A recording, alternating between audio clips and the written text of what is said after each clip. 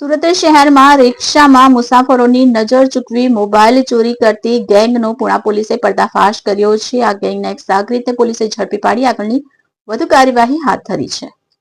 Police સૂત્રો પાસેથી મળતી માહિતી અનુસાર આ ગેંગ રિક્ષાનો ઉપયોગ ચોરીના સાધન તરીકે કરતી હતી।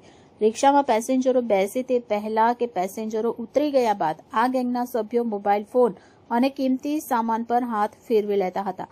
આ રીતે તેઓ અસંખ્ય મુસાફરોને ચૂનો લગાવી ચૂક્યા હોવાની શક્યતા વ્યક્ત કરવામાં આવી રહી છે। પુણા પોલીસે આ મામલે ઝડપી કાર્યવાહી કરતા એક શંકાસ્પદ રિક્ષાને શંકાના આધારે રોકી તલાશી લેતા એક ચોરી કરાયેલો મોબાઈલ ફોન અને અન્ય સાધનો મળી આવ્યા હતા। પુણા પોલીસ સ્ટેશનના અધિકારીઓએ આરોપીની અટકાયત કરી વધુ પૂછતાછ હાથ ધરી હતી। પૂછતાછ દરમિયાન આરોપીએ લિંબાયત અને પુણા પોલીસ મથકના અનેક અનડિટેક્ટેડ ગુનામાં સામેલ હોવાની કબૂલાત આપી હતી। પુણા પોલીસે આ ગેંગ અંગે ચોક્કસ માહિતી મળી અને ગેંગના સાગરીતને પકડવામાં સફળતા મેળવી હતી।